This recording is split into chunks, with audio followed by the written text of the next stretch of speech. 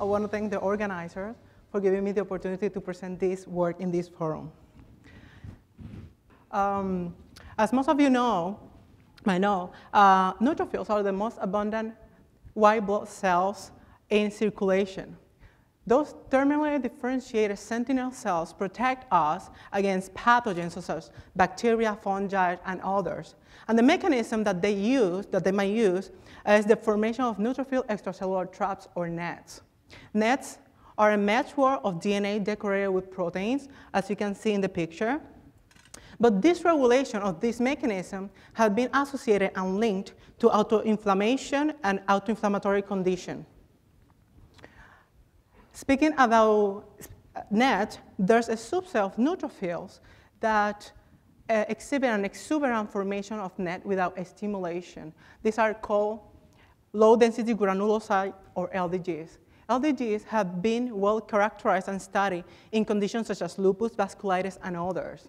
One characteristic is that they co-sediment in the interface after Fickel gradient, when normally normal dense neutrophils sediment to the bottom of the tube along with red blood cells.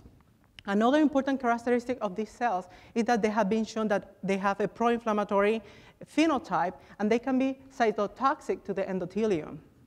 Interestingly, we have found that in data patients, we have found this subset in data patients during active disease, and the number of these cells are significantly reduced when the patient goes into remission. In this condition, in data to patients, there's accumulation of molecules such as adenosine and other intermediates because of the lack of function of adenosine deaminase 2.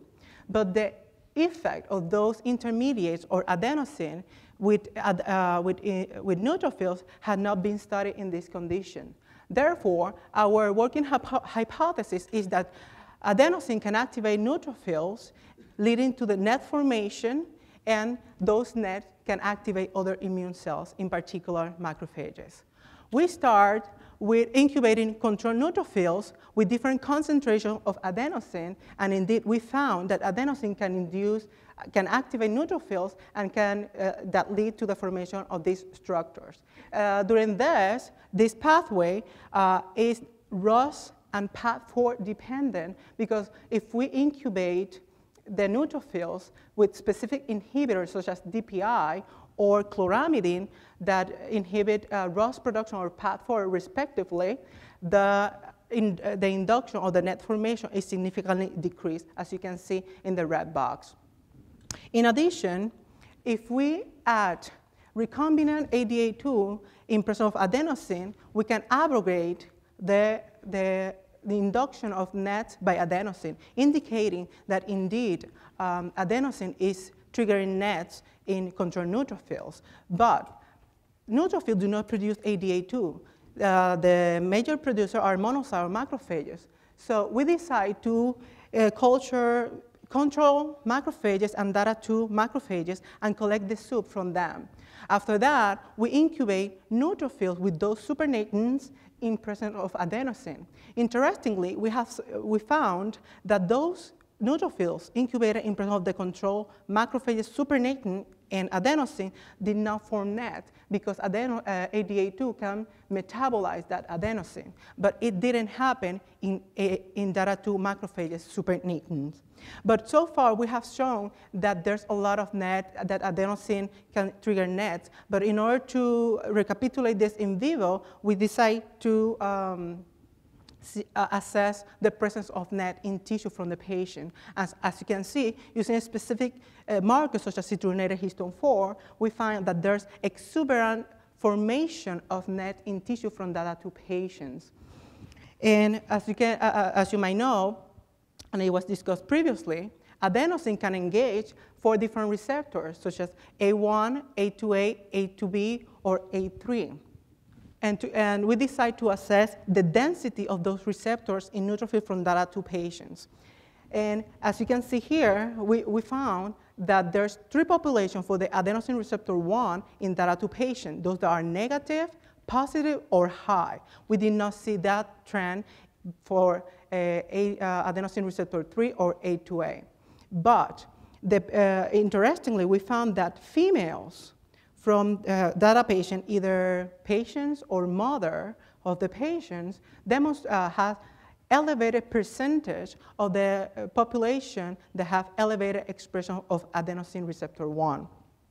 But which of these receptors are mediating the NET triggered by adenosine? For that, to assess that, and thanks to one of our collaborators, we got a specific inhibitor for those subtype of adenosine receptors, and we were able to find that adenosine receptor 1 and adenosine receptor 3 are mediating the adenosine-induced netasis. But what happened with all those NETs that are present in tissue and are triggered by adenosine?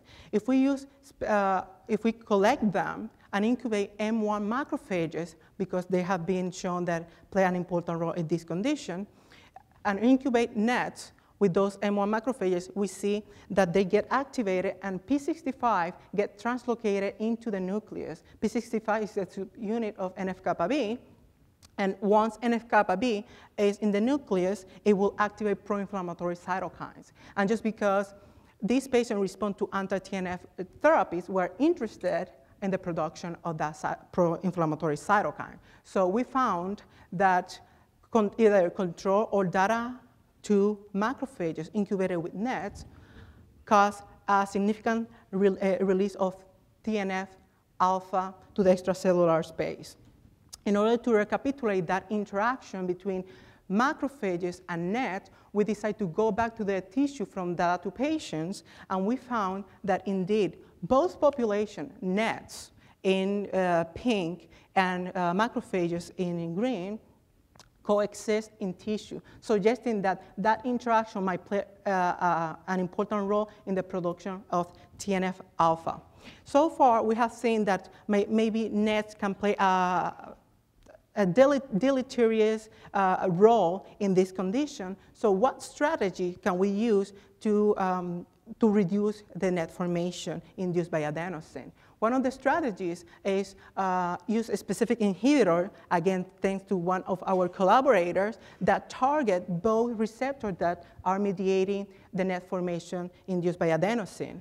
Another approach that we are considering is to activate a counteracting receptor. In this case, it's adenosine receptor 2A, which the intracellular cascade counteract the cascade that is triggered by A1 or A3. And so far, we are seeing that those approaches are working. With this, I want to summarize the finding that LDG, as I mentioned at the beginning, can contribute to NET formation without any stimulation, but normal dense neutrophils in DATA2 patients are exposed to high levels of adenosine that can engage, can activate A1 or A3, leading to formation of NET, and even either both sources of NET can activate macrophages, leading to translocation of P65 to the nucleus, synthesis and release of TNF-alpha. And TNF-alpha, as have been shown before previously, that can prime neutrophils. With this, I want to thank all the extraordinary collaborators that we are working with, but in particular, I want to thank the patient and family for providing us with the specimen that we need to make this type of research possible. Thank you.